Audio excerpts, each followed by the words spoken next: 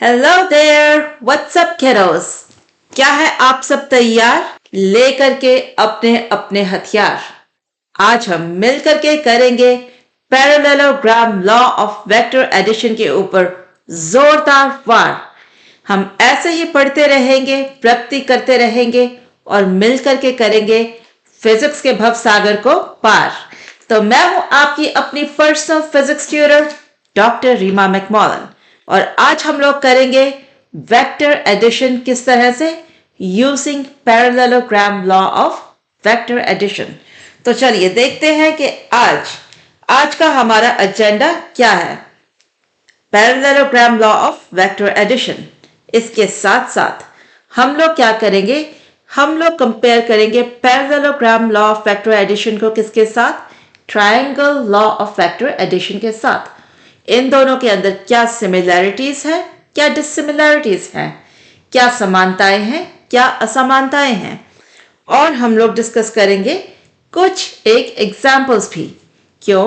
क्योंकि जैसा कि हमें मालूम है फिजिक्स है गेम नंबर्स का, फिजिक्स है गेम इक्वेशंस की। तो जब तक एग्जाम्पल्स नहीं होंगी, जब तक के प्रॉब्लम्स नहीं होंगी, तब तक हमारी पढ़ाई है अधूरी। काम नहीं होगा आधा अधूरा, ये होगा पूरा का पूरा। तो चलो तैयार हो, शुरू करें आज की class. Let's dive into it. जो चीज हमें parallelogram law of vector addition को शुरू करने से पहले डिस्कस करनी चाहिए वो क्या है, पैरेललोग्राम क्या होता है। तो आई एम प्रीटी श्योर कि आप सबको मालूम है पैरेललोग्राम क्या होता है।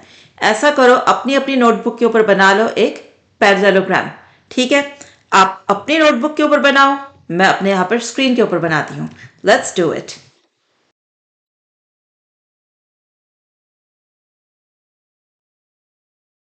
तो ये बन गया मेरा पैरेललोग्राम। पैरेललोग्राम क्या है? ये बेसिकली एक रेक्टेंगल ही है जिसको कि हमने ऐसे दबा करके डिफॉर्म कर दिया। तो इसकी जो ऑपोजिट साइड्स हैं वो एक दूसरे के बराबर होंगी। दैट मीन्स कि अगर मैं इसको लेबल करूं as A B C and D, तो यहां पर ये जो ए बी है, ये वाला डिस्टेंस किसके बराबर है? ये बराबर है डी सी के।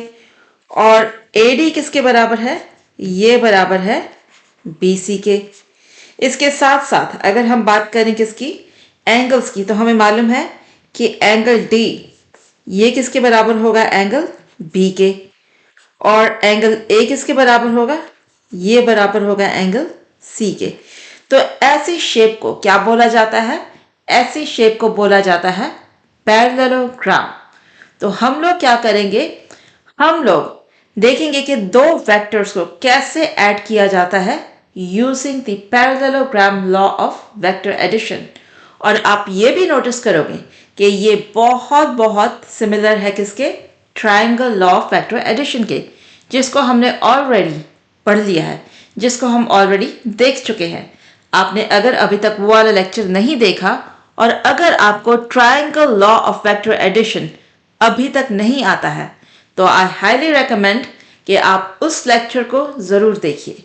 आपको वो वाला लेक्चर इसी लेक्चर के साथ इसी प्लेलिस्ट के अंदर मिल जाएगा। तो parallelogram law of vector addition ये क्या बोलता है कि अगर किन्हीं भी दो वेक्टर्स को हम लोग रिप्रेजेंट कर सकते हैं by the two adjacent sides of a parallelogram.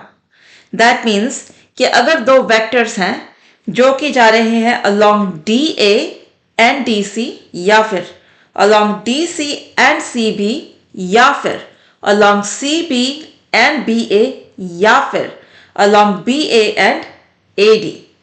तो किन्हीं भी दो एडजेसेंट साइड्स, किसी भी दो वाली साइड्स जो एक दूसरे के बिल्कुल साथ जुड़ी हुई हैं, उनको हम ले लें और दो वेक्टर्स को उन साइड्स के साथ रिप्रेजेंट कर पाए। तो that means this, watch this. ये देखो, ये दो पेन, तो या तो वो साइड्स होंगी ऐसी, या फिर वो हो सकती हैं ऐसी, या फिर वो हो सकती हैं ऐसी, या फिर वो हो सकती हैं ऐसी।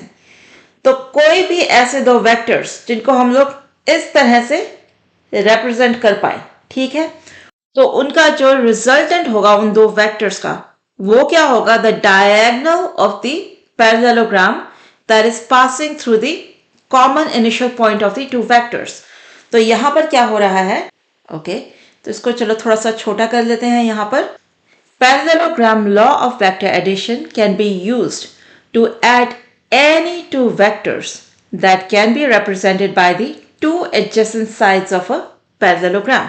तो दो vectors जिनको कि represent कर सकते हैं कैसे? By the two adjacent sides of a parallelogram. Two vectors represented by the two adjacent sides of a parallelogram. तो ये तो हुआ हमारा क्या? First point. तो अगर मैं इस पैरेललोग्राम ABCD जो यहाँ पर बनाया है इसमें बनाऊं दो vectors represented by the side AD and DC और उनको बना दूं ऐसे. लेट्स से ये है along AD, ठीक है, और ये जा रहा है ऐसे along DC. नहीं दिख रहा? ओके, इसको थोड़ा और छोटा करते हैं ताकि ये फिट हो जाए. तो ये हो गए दो वेक्टर्स. एक है वेक्टर कौन सा? Let's call it as vector M और यहां पर है N. क्या हम parallelogram law of vector addition को यहां पर यूज कर सकते हैं to add vector M and N? इसका क्या जवाब है? जवाब है नो. यहां पर जैसे मैंने बनाया है वेक्टर M और N को, ये कैसे अटैच है एक दूसरे से? Head to tail. तो ये जो दो वेक्टर्स मैंने यहां पर बनाए हैं M N, ये एक दूसरे के साथ कनेक्टेड है हेड टू टेल. यहां पर यूज होता है ट्रायंगल लॉ. किसका? Of vector addition. जब हम लोग बात करते हैं parallelogram law of vector addition की, वहां पर ये जो दो वेक्टर्स हम लोग बोल रहे हैं जो कि रिप्रेजेंट किए जा रहे हैं by the two adjacent sides of a parallelogram, इनका इनिशियल पॉइंट सेम होगा. These two vectors have same initial point. These two vectors have same initial point. ये दोनों एक ही जगह से ओरिजिनेट करते हैं. कैसे? ऐसे. ये देखो, अगर है एक वेक्टर जा रहा है ऐसे, ठीक है, इसको बुलाएं क्या? इसको चलो बुलाते हैं वेक्टर P, और दूसरा जा रहा है ऐसे. ये कौन सा वेक्टर है? ये है वेक्टर Q. तो ये दोनों के दोनों वेक्टर, ये वेक्टर है क्या? ये रिप्रेजेंट कर रहे हैं to sides of a parallelogram. कैसे? अगर मैं इसको ऐसे एक्सटेंड कर दूं, ये देखो,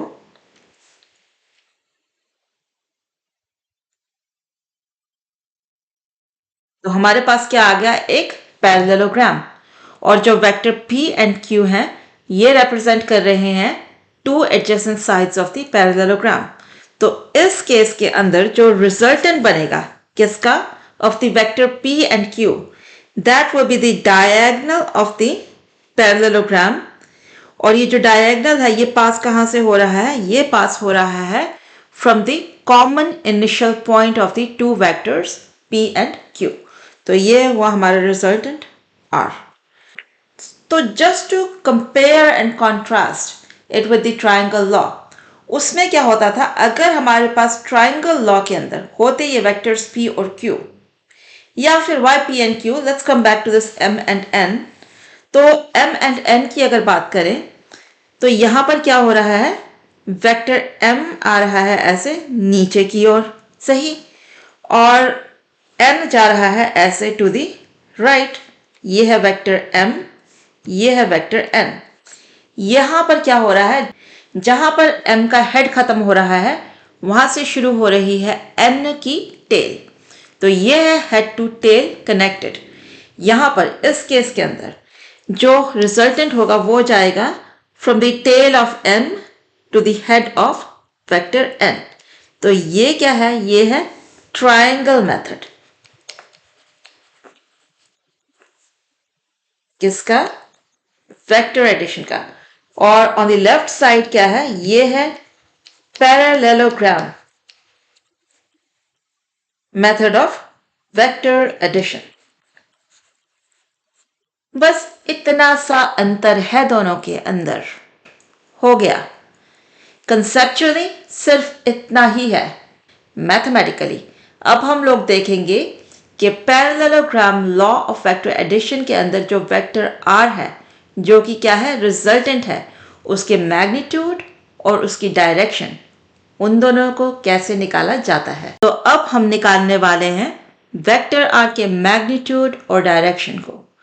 ये वेक्टर आर किसका रिजल्टेंट है? ये है resultant of vector P and Q के एडिशन का। जब हम इनको ऐड करते हैं कैसे? Using the parallelogram law of vector addition. Okay, तो जो भी रिजल्ट आएगा, अगर हम कोई दूसरा मेथड भी यूज करते तो रिजल्ट सेम ही आता। लेकिन यहां पर जब हम इसको निकाल रहे हैं, हम लोग यूज कर रहे हैं क्या? Parallelogram law of vector addition. और इससे पहले कि मुझे फिर से भूल जाए आपको बताना, ये लेक्चर्स मैं हिंदी के साथ साथ इंग्लिश में भी बनाती हूँ। क्यों? वो इसलिए क्योंकि हमारे देश की मातृभाषा बेशक हिंदी है, लेकिन फिर भी हमारे देश में एक बहुत बड़ी परसेंटेज है स्टूडेंट्स की जिनको हिंदी बहुत अच्छी तरह से नहीं आती। तो ये वो लेक्चर्स जो इंग्लिश में हैं वो उनके लिए हैं, लेकिन वो सिर्फ उनके लिए ही नहीं है, ये आपके लिए भी हैं जिनको हिंदी बहुत अच्छी तरह से समझ में आती है। क्यों? वो ऐसे, फिजिक्स एक ऐसा सब्जेक्ट है जो कई बार, सिर्फ एक बार पढ़ने में समझ में नहीं आएगा, आपको इसको रिवाइज करना पड़ेगा। तो मेरी आपसे रेकमेंडेशन है कि पहले आप इसको देखिए हिंदी के अंदर, समझिए, फिर उसकी रिविजन के लिए आप देखिए इंग्लिश का लेक्चर। और बाय द वे, उन इंग्लिश लेक्चर्स का जो लिंक होगा वो आपको मिल जाएगा इस लेक्चर की डिस्क्रिप्शन के अंदर। तो कई बार क्या होता है, इंग्लिश के लेक्चर को आने में 2-3-4 दिन अप टू अ वीक का टाइम लग सकता है। ऑल्दो आई डू ट्राई कि दोनों एक ही साथ निकालूं, और ये एक रीज़न है क्यों मेरे हिंदी के लेक्चर्स की फ्रीक्वेंसी थोड़ी सी कम है। एक और भी रीज़न है, वो ये है कि ये काम मेरा वीकेंड का हॉबी वर्क है। ये मैं एज हॉबी करती हूँ। इसके अलावा मेरे पास एक डे जॉब है जो कि मेरे दिन के 12 घंटे मुझसे ले लेती है। उसके बाद जो मुझे समय मिलता है, बचता है, उसके अंदर मैं इनके ऊपर काम करती हूँ। क्यों? क्योंकि ऐसा करके मुझे बहुत खुशी मिलती है, एंड आई होप कि आपको इससे फ़ायदा हो रहा हो। अगर आपको इनसे कुछ फ़ायदा हो रहा है तो please do like and subscribe. It helps me and motivates me more than you no. Okay, तो एक और बात, चाहे लोग जितना मर्जी बोलें कि इंग्लिश ज़रूरी नहीं है, इंग्लिश ज़रूरी है। Do not listen to those people. आज इंग्लिश सिर्फ अंग्रेज़ों की भाषा नहीं है, ये इंटरनेशनल लैंग्वेज है। और अगर आपको जीवन में आगे बढ़ना है, कुछ उखाड़ना है, तो अगर आपकी इंग्लिश अच्छी होगी तो चांसेस हैं कि आप लाइफ में ज़्यादा आगे जाओगे। I mean, it's not going to be a whole pack for you. अगर नहीं आती होगी या ज़्यादा अच्छी नहीं होगी तो ऐसा नहीं है कि आप लाइफ में बहुत अच्छा नहीं कर पाओगे, लेकिन अगर आती होगी तो आपको अपने ऊपर कॉन्फिडेंस भी ज़्यादा होगा, आप दूसरों के साथ ज़्यादा अच्छी तरह से कम्युनिकेट कर पाएंगे, आप उनकी बात को ज़्यादा अच्छी तरह से समझ पाएंगे और अपनी को समझा पाएंगे, और आप ज़्यादा लोगों के साथ बात कर पाएंगे, और ये आपको बहुत मदद करेगा। एंड बिसाइड्स, अगर आप मेडिकल स्कूल जाते हैं या फिर आईआईटी जाते हैं या एनआईटी जाते हैं या फिर किसी और कॉलेज में जाते हैं, चांसेस हैं कि आपकी पढ़ाई सारी की सारी इंग्लिश के अंदर ही होगी। So don't listen to those people जो बोलते हैं कि इंग्लिश ज़रूरी नहीं है। I would say only one thing for those people, grapes are sour. अंगूर खट्टे हैं। And I will not say anything more than that. आप खुद समझदार हो। अभी ये बनाने से पहले I took a tea break and just like you guys, मुझको भी शौक है थोड़ा बहुत यूट्यूब देखने का, तो I was just watching something and ये एक बंदा, I forgot the name of the channel already, but उसके पास 1 मिलियन से ज़्यादा सब्सक्राइबर्स हैं, तो अच्छा चैनल चल रहा है उसका। एंड वो कुछ तो बात कर रहा था एजुकेशन के बारे में, लेकिन he called education as education. और वो अकेला आदमी नहीं है। I have heard so many so successful YouTubers जो कि एजुकेशन को बुलाते हैं क्या, एडुकेशन, जो कि गलत है। तो try to learn English from people जिनको के अच्छी तरह से आती हो। And once again I will just leave the topic right there. तो चलो अब हम लोग चलते हैं इस टॉपिक के ऊपर, जहां पर हम लोग क्या करने वाले हैं, हम लोग निकालने वाले हैं वेक्टर आर का मैग्नीट्यूड एंड डायरेक्शन। तो उससे पहले चलो ये जो डायग्राम है, ये जो पैरेललोग्राम है, इसको करते हैं लेबल एज ABCD। तो चलो जी, हमारे को आती है हमारी ABCD। अब यहां पर इस पैरेललोग्राम के अंदर जो साइड AB है, इसकी डायमेंशंस, इसकी लेंथ क्या होगी, वो होगी बराबर मैग्नीट्यूड ऑफ वेक्टर Q के। तो जो वेक्टर Q है उसका मैग्नीट्यूड किसके बराबर है, वो बराबर है लेट्स से जस्ट Q के। ये और किसके बराबर होगा, ये बराबर होगा AB की लेंथ के और DC की लेंथ के। गुड। और जो वेक्टर P है इसका मैग्नीट्यूड किसके बराबर होगा, let's call that as P, जो कि बराबर होगा AD की लेंथ के और BC की लेंथ के। इसके साथ साथ चलो ये भी बोलते हैं कि जो वेक्टर Q है इसको अलाइन कर देते हैं along the positive X axis. ठीक है, तो अगर हम बात करें एक्स एक्सिस की तो वो जा रही है ऐसे। ये क्या है, ये है हमारी पॉजिटिव एक्स एक्सिस। तो ऑब्वियसली जो वर्टिकली अप जाएगी वो होगी हमारी पॉजिटिव वाई एक्सिस। ठीक है, फिर हम लोग ये भी बोलेंगे कि वेक्टर P एंड Q, इन दोनों के बीच का जो एंगल है इसको हम बुलाएंगे थीटा। और क्योंकि हम वेक्टर R के मैग्नीट्यूड के साथ साथ उसकी डायरेक्शन को भी निकाल रहे हैं, तो हम बोलते हैं कि वेक्टर R वेक्टर Q के साथ कौन सा एंगल बनाएगा, let's call that as phi. तो vector R positive X axis के साथ बना रहा है angle phi. Positive X axis के साथ क्यों, क्योंकि हमने अभी बोला कि हमने वेक्टर Q को अलाइन कर दिया है along the positive X axis. और जिनको नहीं मालूम हो, जस्ट फॉर देयर बेनिफिट, ये जो सिंबल है इसको बुलाते हैं फाई। कई लोग इसको फी भी बोल देते हैं। और ये क्या है, ये है थीटा। ये क्या है, ये है ग्रीक लेटर्स। ठीक है, इन ग्रीक लेटर्स को हम लोग फिजिक्स में बार बार, बहुत बार, कई बार यूज करेंगे। तो जैसे जैसे फिजिक्स आगे बढ़ेगी आपको इनकी अच्छी तरह से आदत पड़ जाएगी। ठीक है, तो अब यहां पर हम क्या करने वाले हैं, हम वेक्टर R की मैग्नीट्यूड और डायरेक्शन को निकालने के लिए इस डायग्राम को थोड़ा सा एक्सटेंड करेंगे, थोड़ा सा बढ़ा देंगे। कैसे, वॉच इट। ऐसे वेक्टर C से एक सीधी लाइन लेकर के आए, कहां पर, नीचे की ओर। तो यह है एक vertical line coming directly downward from vector C और फ्रॉम वर्टेक्स C। और क्या करेंगे, हम लोग यहां से AB को राइट साइड की ओर एक्सटेंड करेंगे। तो ये वाला पॉइंट जहां पर ये दो लाइंस जो हमने अभी अभी ड्रॉ की हैं ये मिल रही हैं, इसको बुलाते हैं पॉइंट E। ये जो दो नई लाइनें हैं ये आपस में एक दूसरे के साथ परपेंडिकुलर हैं। और एंगल जो कि बन रहा है CB और BE के बीच में, ये एंगल किसके बराबर है, थीटा के, क्योंकि ये वाला एंगल इस एंगल के बराबर है। अब back to the original problem, हमें निकालना क्या है, मैग्नीट्यूड एंड डायरेक्शन किसकी, वेक्टर R की, जो कि है resultant of vector P and Q। तो उसके लिए हम लोग क्या करेंगे, हम लोग कंसिडर करेंगे राइट एंगल्ड ट्राइंगल, कौन से वाला? BCE, ठीक है। तो राइट एंगल ट्राइंगल्स सारे के सारे क्या फॉलो करते हैं? Pythagorean theorem. कौन सी थ्योरम? पाइथागोरियन। ठीक है भाई।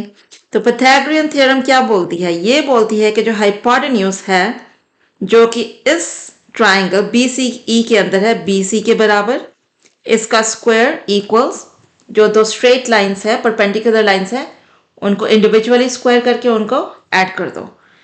BE squared plus CE squared, ठीक है।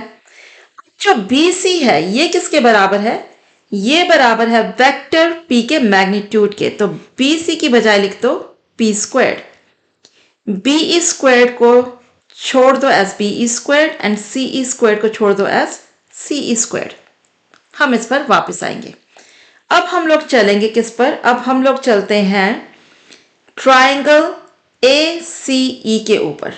तो ट्राइंगल ACE ये भी है एक राइट एंगल ट्राइंगल। तो नेक्स्ट हम लोग अब चल रहे हैं किसके ऊपर? राइट एंगल ट्राइंगल, कौन से वाला? ACE। सेम थिंग यहां पर भी हम लोग यूज करने वाले हैं पाइथागोरियन थ्योरम को। तो वो हमें दे देगी AC squared equals AE squared plus EC squared, ठीक है भाई। अब AC बराबर है किसके? Magnitude of vector R। तो इसको हम लोग लिख देते हैं R squared, okay, equals AE को हम लिख सकते हैं equal to AB plus BE। तो चलो कर देते हैं AE is equal to AB plus BE। इसको कर दो स्क्वायर्ड प्लस EC स्क्वायर्ड, ठीक है। आगे चलो, चलते चलो, रुकना नहीं, बढ़ते चलो। अब स्क्वायर को कर दो एक्सपैंड। ये दे देगा AB squared plus BE squared plus 2AB times BE plus plus EC squared. अब इसको थोड़ा सा रीअरेंज किया जा सकता है। कैसे? वो ऐसे, and you will see in a minute कि ऐसा मैं क्यों कर रही हूं। तो पहली दो टर्म्स को तो एज इट इज लिख लिया, लेकिन ये जो लास्ट टर्म है इसको I am going to bring over here ना, ठीक है। EC स्क्वायर्ड आ गई आगे और 2AB डॉट BE को हमने धकेल दिया पीछे, ठीक है। ओके, तो ये हमें अब क्या देगा? AB किसके बराबर है? वापस चले डायग्राम के ऊपर, ये देखो AB बराबर है Q के मैग्नीट्यूड के। तो ये हो गया Q स्क्वायर्ड। और ये जो BE squared plus EC squared है, ये देखो ये यहां पर है, ये किसके बराबर है? P स्क्वायर्ड के। तो इन दो टर्म्स की बजाय हम लोग क्या लिखेंगे यहां पर? P squared. तो ये लो, ये हो गया P squared plus 2AB। AB हमने क्या बोला किसके बराबर है? Q वेक्टर के मैग्नीट्यूड के। तो उसको हम लोग बुलाएंगे simply just Q times BE। अब BE इसको हमने क्या करना है? हमने रीराइट करना है, लिखना है in terms of the known things. Known क्या है यहाँ पर? यहाँ पर नोन है वेक्टर P का मैग्नीट्यूड, वेक्टर Q का magnitude and the angle between vector P and Q जो कि है थीटा। तो BE ये पार्ट है ट्राइंगल BCE का, एंड उस ट्राइंगल के अंदर BE क्या है? वो है बेस। और बेस कौन से ट्रिग्नोमेट्रिक फंक्शन के अंदर आता है? कोसाइन। तो ये लो, अगर हम लोग बात करें कोसाइन थीटा की, तो cosine theta in triangle BCE किसके बराबर होगा? ये बराबर होगा BE डिवाइडेड बाय BC के, राइट। तो यहां से BE किसके बराबर आ जाएगा? BC बराबर है किसके? वेक्टर P के मैग्नीट्यूड के, P cosine theta, right. Right. तो हम लोग क्या करेंगे, इस बीई की बजाय हम लोग लिख देंगे पी कोसाइन थीटा। तो चलो लिख देते हैं पी कोसाइन थीटा। तो ये आ गई हमारे पास आर स्क्वायर्ड की वैल्यू। अब अगर आप चाहो और अगर आपको मालूम हो तो इसको हम ऐसे भी लिख सकते हैं, थोड़ी सी रीअरेंजमेंट चल रही है, 2 times p dot q vector. यह है dot product of vector p and q। तो ये आ गया क्या, magnitude of vector r। Easy breezy, easy like a breeze. लेकिन लेकिन यस डियर, लेकिन हमारा काम अभी खत्म नहीं हुआ। हमें अभी भी निकालना है ये एंगल फाई। तो फाई को देखो, ये है कौन से ट्राइंगल के अंदर, ये आ रहा है ट्राइंगल ACE के अंदर, करेक्ट। तो हम लोग क्या करेंगे, पहले हम लोग योग करेंगे कि हम लोग इस डायग्राम को उठाएंगे और इसको करेंगे कॉपी। ये देखो, ऐसे करके ऐसे करके ऐसे, ये हमने कर लिया इसको कॉपी। फिर हम लोग इसको कर देंगे पेस्ट। ये देखो हो गया, हो गया। अब यहां पर फाई को निकालने के लिए हम लोग क्या करने वाले हैं, हम लोग कंसिडर करेंगे ट्रायंगल कौन सा, ACE। यहां हम लोग बात करेंगे टेंजेंट फाई की। ये किसके बराबर होगा, टेंजेंट बराबर होता है किसके, परपेंडिकुलर ओवर बेस के। परपेंडिकुलर बराबर है CE के, बेस बराबर है AE के, ठीक है। CE, तो CE हमें एज सच तो नहीं पता, लेकिन हमें मालूम है कि CE बराबर होगा किसके, BC साइन थीटा के। आप खुद ही देख लो, अगर आप कंसिडर करो राइट एंगल ट्रायंगल BCE, वहां पर साइन थीटा इसकी वैल्यू क्या होगी, perpendicular which is CE divide by hypotenuse. तो यहां से CE किसके बराबर आएगा, CE बराबर आएगा BC साइन थीटा के। BC किसके बराबर है, BC बराबर है मैग्नीट्यूड ऑफ वेक्टर P के, जिसको हम बुला रहे हैं जस्ट P। तो CE इक्वल है P साइन थीटा के, ठीक है। तो यहां से लिख दो CE equal to P sine theta, okay. नीचे है AE, AE बराबर है AB प्लस BE के, ओके। तो ये दे देगा P sine theta divided by किसके, डिवाइडेड बाय AB। AB बराबर है वेक्टर Q के मैग्नीट्यूड के, तो ये बराबर हो गया जो Q प्लस BE। अब ये BE किसके बराबर होगा, वंस अगेन BE पार्ट है किसका, ट्राइंगल BCE का। BE उसका बेस है, तो बेस किसके बराबर होगा, BE इक्वल टू हाइपोटेन्यूज जो कि है BC times cosine theta. Simple, cosine theta लिख लो, इस ट्रायंगल के अंदर किसके बराबर होगा, base BE divided by BC के। यहां से ये आ जाएगा। अब BC किसके बराबर है, ये बराबर है मैग्नीट्यूड ऑफ वेक्टर P के। तो BE आ गया equal to P cosine theta, ठीक है भाई। तो यहां लिख दो P कोसाइन थीटा। तो हमारे पास क्या है, ये हमारे पास है tangent phi equals P sine theta divided by Q plus P cosine theta. हो गया, that's it. I promised you कि हम लोग प्रॉब्लम्स को सॉल्व करेंगे। तो let's say example, let's say कि वेक्टर P बराबर है 6 न्यूटन्स के और Q बराबर है 8 न्यूटन्स के, ठीक है। और एंगल थीटा इन दोनों के बीच का ये है 60 डिग्रीज बना दें। हमें निकालना है इन दोनों का resultant using parallelogram law of vector addition. क्या देगा, तो हमें मालूम है वेक्टर R का मैग्नीट्यूड किसके बराबर है, ये बराबर है वेक्टर P का स्क्वायर प्लस Q का स्क्वायर, आई मीन इनके मैग्नीट्यूड का square plus 2PQ cosine theta, ठीक है, अंडर द स्क्वायर रूट। तो P बराबर है 6 के। I was going to write 36 straight, लेकिन ठीक है, will do it step by step. 6 का स्क्वायर प्लस 8 का square plus 2 times 6 times 8 times cosine 60 degrees, इस सब का ले लेंगे क्या, स्क्वायर रूट। ये क्या देगा, 36 plus 64 plus 2 times 6 is 12, 12 times 8 is 96, ठीक है। कोसाइन ऑफ 60 डिग्रीज ये होता है 1/2 के बराबर,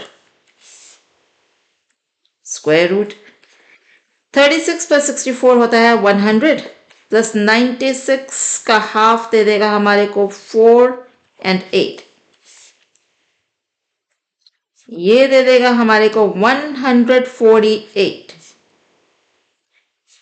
न्यूटन्स। ये किसके बराबर होगा, ये बराबर हो जाएगा 74 टाइम्स 2 के, जिसको हम लोग आगे लिख सकते हैं कैसे, 3722।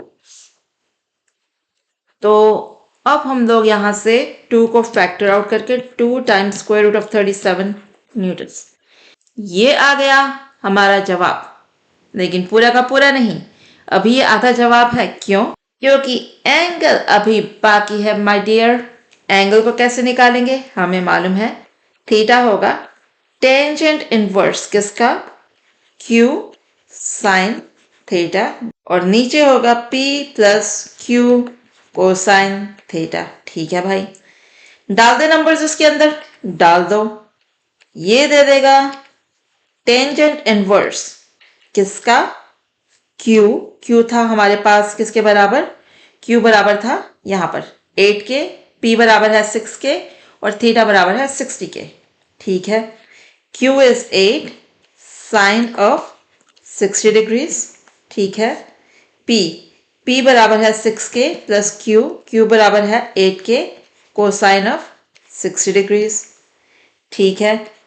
ये दे देता है टेंजेंट इनवर्स किसका, 8 sine 60 degrees, 8 times sine 60 degrees, sine 60 degrees होता है square root of 3 divided by 2, ठीक है, divided by 6 plus 8 cosine 60 degrees, cosine 60 degrees है 1/2 के बराबर, ठीक है। ये क्या देगा, ये क्या देगा, ये यो देगा टेंजेंट इनवर्स। तो यहां पर क्या हो रहा है, यहाँ पर ये हो रहा है कि 2 goes into 8 4 टाइम्स, ठीक है, 2 goes into 8 4 टाइम्स। तो ऊपर हमारे पास क्या आया, 4 टाइम्स स्क्वायर रूट ऑफ 3, और नीचे आ जाएगा 10।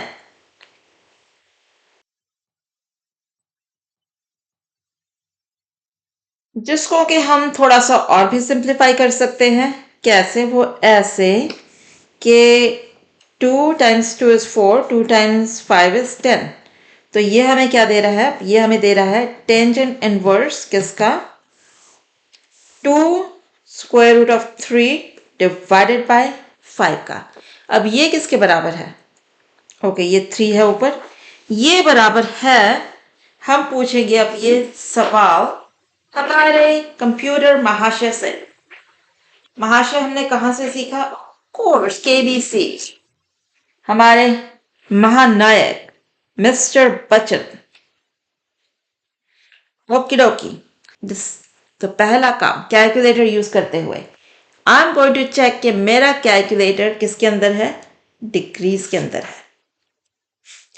वेल रेडियंस में यूज कर सकते हैं, लेकिन but then pay attention to the answer, ठीक है।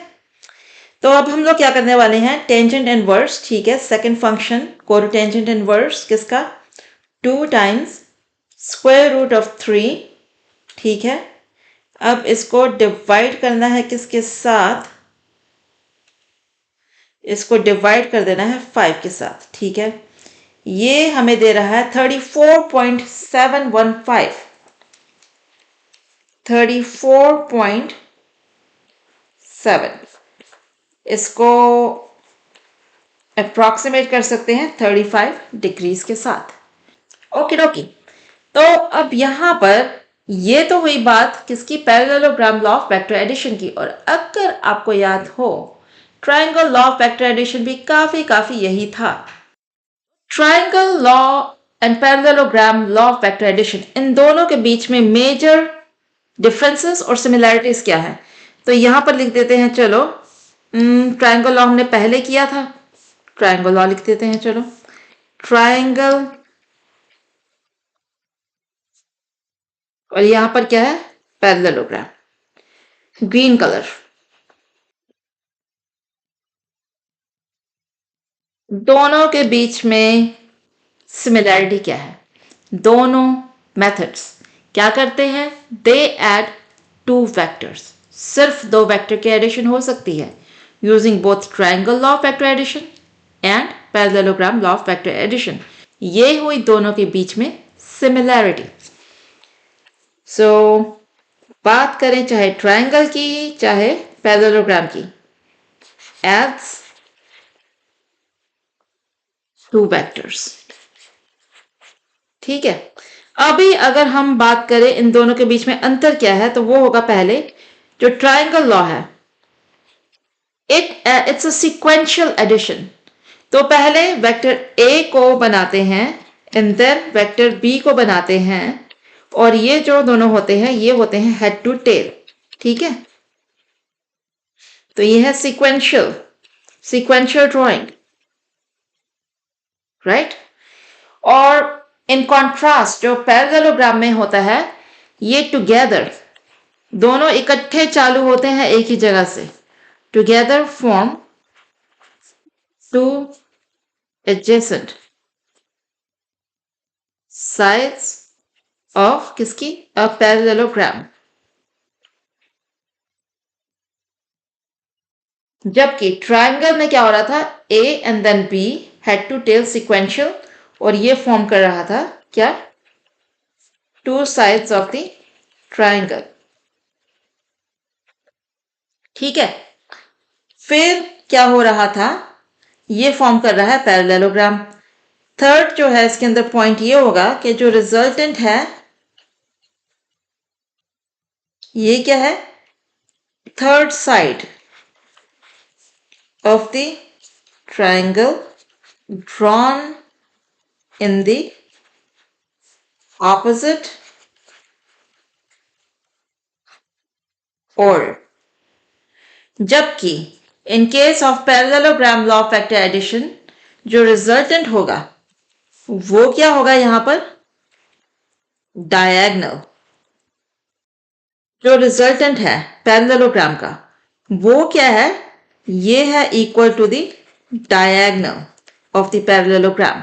और ये डायगोनल कहां से ओरिजिनेट हो रहा है, ये ओरिजिनेट हो रहा है सेम पॉइंट से जहां से वेक्टर्स p एंड q जिनको कि ऐड किया जा रहा है using parallelogram law of vector addition, वो ओरिजिनेट हो रहे हैं। तो फटाफट से एक डायग्राम अगर बनाया जाए तो ये रहा vector p and q, correct, ये वेक्टर p है, ये q है, और जो वेक्टर r है वो ऐसे जा रहा है। तो ये वेक्टर p q का जो रिजल्टेंट होगा, तो ये वेक्टर p एंड q का जो रिजल्टेंट होगा वो ऐसे जाएगा along the diagonal। ये तीनों के तीनों r p एंड q, इनकी टेल यहां पर इधर है at point a b c d।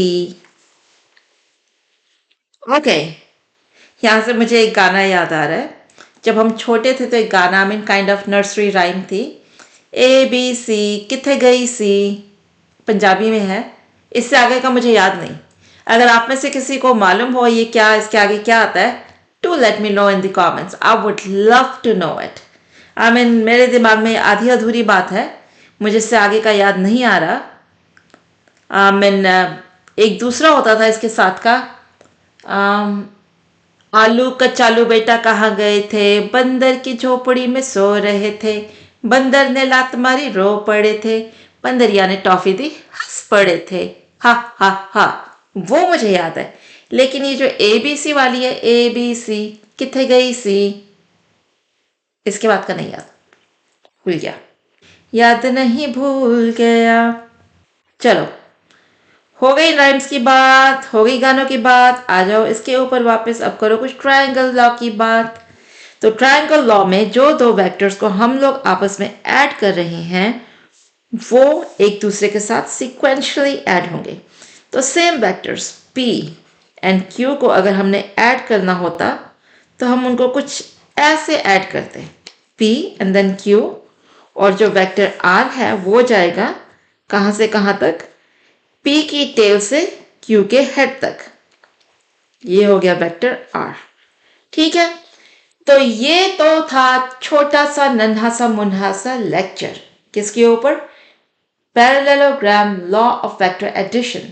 इसमें हमने ट्रायंगल लॉ को भी थोड़ा सा इंट्रोड्यूस किया। अगर आपने लास्ट लेक्चर देखा है और आपको triangle law of vector addition आता है then you know it very well. क्या कि वो जो इक्वेशंस आएंगी वो ये सेम इक्वेशंस ही आएंगी। आर ट्रायंगल लॉ के अंदर भी अगर मैं दो वेक्टर्स P और Q को ऐड करूं यूजिंग ट्रायंगल लॉ, उसमें जो रिजल्टेंट आएगा उसका मैग्नीट्यूड यही सेम आएगा, P square plus Q square plus 2PQ cosine theta इसका स्क्वायर रूट, और जो इनका एंगल आएगा वो आएगा tangent phi equal to P sine theta plus Q plus P cosine theta.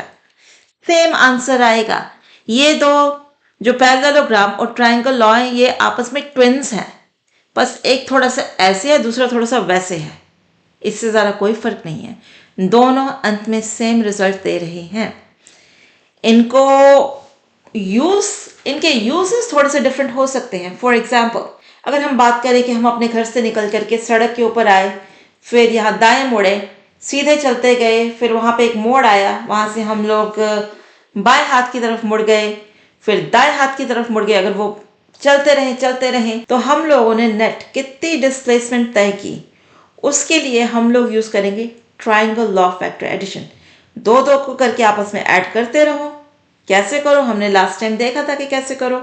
लेकिन अगर बात करें एक डिब्बे की और उस डिब्बे को दो भाई खींच रहे हैं, बंटी खींच रहा है ऐसे, शंटी खींच रहा है ऐसे, तो ये हुए दो वेक्टर्स, दो फोर्स वेक्टर्स, दोनों ओरिजिनेट कहाँ से हो रहे हैं, सेम डिब्बे से। डिब्बे से ऐसे ऊपर की तरफ जा रहे हैं, डिब्बे को ऐसे खींचा जा रहा है। तो इन दोनों वेक्टर्स को हम लोग ऐड कर सकते हैं कैसे, using parallelogram law of vector addition. Of course इसको हम लोग यूजिंग ट्रायंगल लॉ भी ऐड कर सकते थे एंड यूजिंग कंपोनेंट मेथड भी ऐड कर सकते थे। तो जो component method of vector addition है उसको हम लोग डिस्कस करेंगे नेक्स्ट लेक्चर के अंदर।